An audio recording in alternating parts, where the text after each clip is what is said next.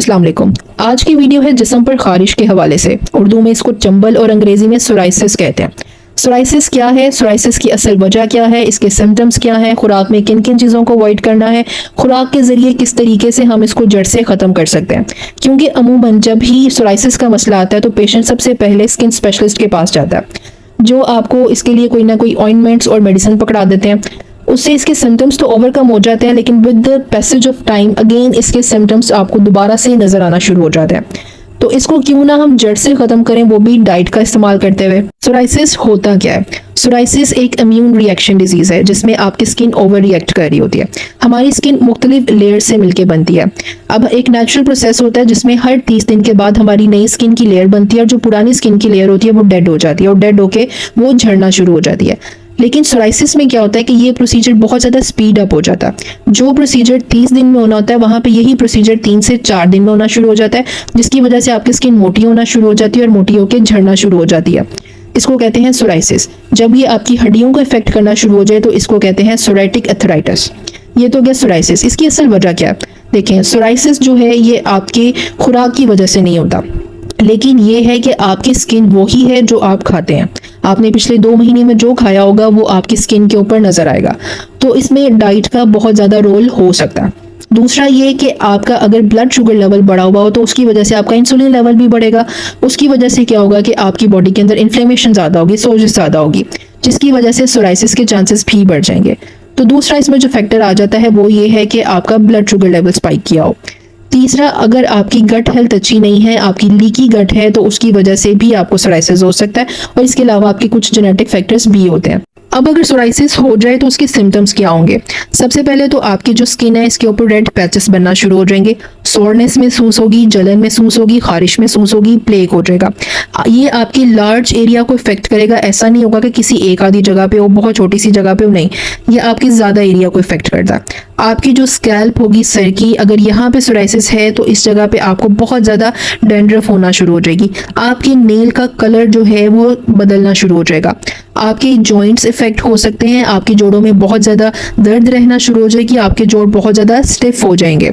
अब psoriasis diagnose हो गया तो आपने अपनी डाइट के अंदर क्या क्या चीज़ें अवॉइड करनी है। डेयरी प्रोडक्ट्स, जितनी भी दूध की बनी हुई चीज़ें हैं आपने वो सब छोड़नी है।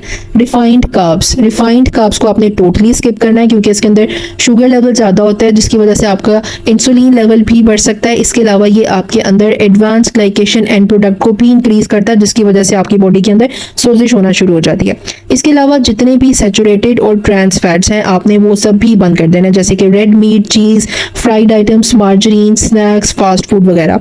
ये आपका LDL लेवल भी बढ़ाता है, जिसकी वजह से आपका कोलेस्ट्रॉल लेवल भी बढ़ता है। इसके अलावा ऐसी ग़िज़ाएं जिसके अंदर शुगर ऐड की जाती है आपने वो भी बंद करनी है, जैसे कि सोडास, फ्रूट जूसेस, कैंडी, जितने भी बेक प्रोडक्ट्स होते हैं या बेकरी आइटम्स होती हैं वो।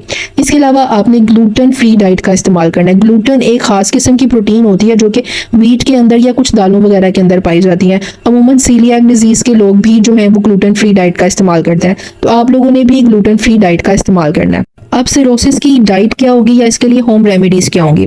देखें, जो सोराइसिस का पेशेंट होता है ना, उसमें सबसे पहले जो उसकी प्रॉब्लम आती है वो स्किन पे आती है। स्किन के अंदर एक इंपॉर्टेंट स्ट्रक्चर होता है जिसको हम कहते हैं GAG। यहाँ पे मसला आता है।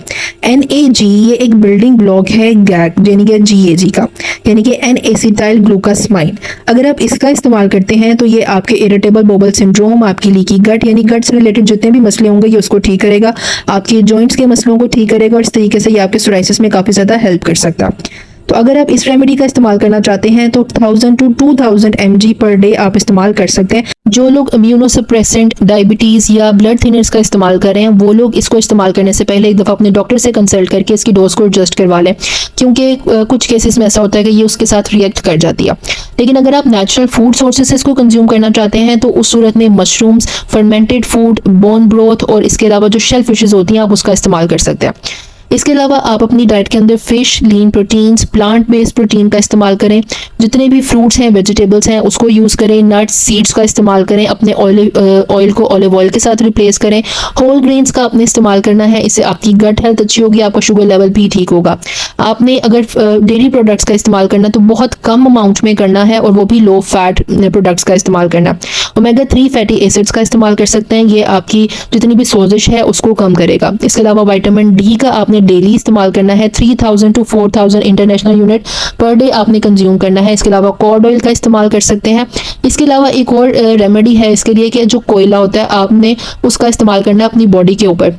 इसके अंदर कार्बन की क्वांटिटी अच्छी होती है, ये एक नेचुरल एलिमेंट है, ये आपकी स्किन को कोई नुकसान नहीं पहुंचाएगा लेकिन एक लेयर बना देगा जिसकी वजह से ये आपको इन्वायरमेंटल एक्सपोजर से प्रोटेक्ट करेगा। होप सो मेरी आज की वीडियो आपको पसंद आई होगी। Thank you for watching. अल्लाह हाफिज़।